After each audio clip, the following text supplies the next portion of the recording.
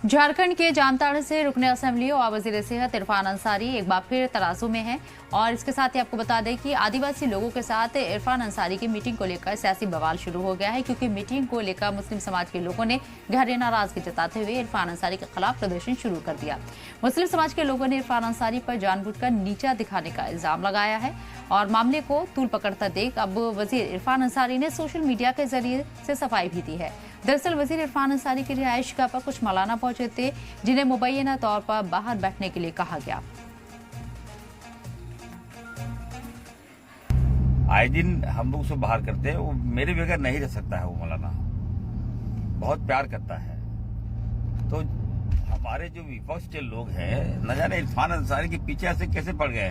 कोई बात है, हम अगर कोई शेयर करें तो हम जानेंगे ना भाई। 13 साल में 3 बार का विधायक हूँ।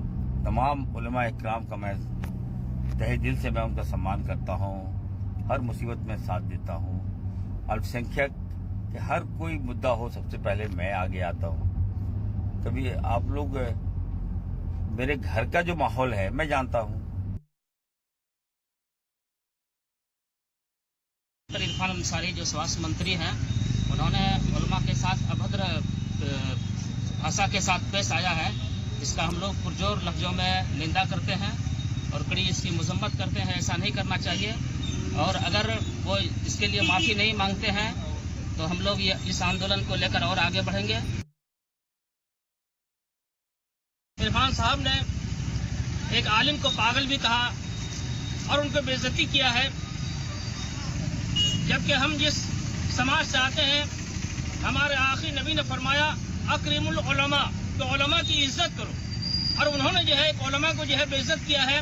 इसलिए हम उनसे गुजारिश करेंगे कि आप जो है इसी सप्ताह के अंदर जो है आप तमाम जामताड़ा जिला के उलमा को जो है जमा करके उनसे माफी मांगा जाए।